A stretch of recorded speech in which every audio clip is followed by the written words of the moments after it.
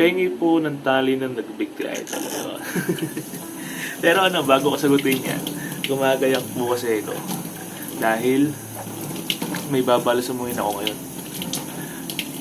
Ewan ko nga ba bakit hinihingi ng mga tao yung mga tali ng ginamit ng nagbigti. Ano ang dahilan? Pero may narinig ko naman ako na dahilan na ang tawag dito, swerte daw kasi yung tali ng ginamit ng mga nagbibigti. Ewan ko, parang mga tanga, no? Ewan siguro, pamahiin na lang din nila. Pero parang di naman totoo. Di ba? Pero dahil sa nagbigti na rin po ang topic natin ngayon, alam niyo po ba na ang September is National Suicide Prevention Month? Ayun, nabasa ko lang din naman yun. Kaya yun, sa mga ano dyan, may mga problema. Hindi solusyon ng ang pagkitil ng sariling buhay. Hindi solusyon yung pagbibigti. Kaya nga nung nakaraan, di ba, gumawa ako ng video tungkol sa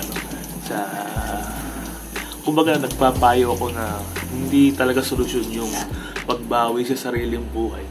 Kaya yun, marami nagpasalamat sa kanila. At ang nakakatuwa pa, maraming napigil lang kasi nakawaki daw pala sila kapag nagwikti sila. At ayun, huwag nating kumbaga tinatawanan lang natin pero seryosohin natin yung usapan na yan. Hindi solusyon ang pagkitil sa sariling buhay para masolusyonan mo yung problema. Kaya yun, kapag may problema kayo, huwag nyo seryosohin na akala mo lugmok na kayo. Ang gawin ninyo, isipin nyo, pag-aralan nyo kung ano yung dapat na gawin, kung ano yung dapat na solusyon. Yun lang naman talaga ang magiging sa inyo, di ba? Ang magiging paraan para malunasan nyo yung pinagdadaanan nyo kung ano mang pagsubok yan. Alam mo, Kamorgi, hindi ako naniniwala sa depression. Oo, ewan ko para sa akin, sabi nila, totoo yun.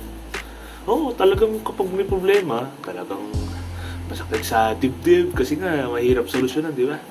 Pero pagka inalam mo yung solusyon, ginawan mo ng paraan, napakadali lang, di ba? Ewan ko sa iba, bakit ginagawang solusyon ng pagkitil sa buhay nila.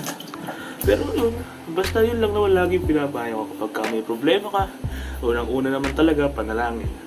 Humingi ka ng tulong na makayanan mo yung mga bagay na talagang halos hindi mo makaya. Dahil meron naman talata talaga sa Biblia, di ba?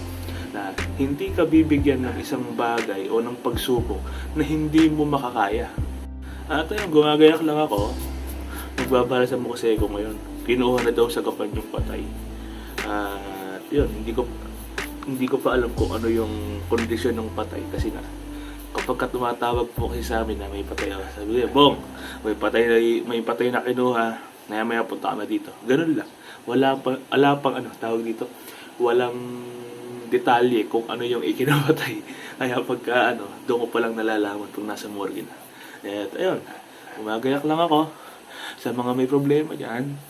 Gawin nyo lang ng paraan, kayang-kaya nyo yan. Ingat kayo palagi mga kamorge.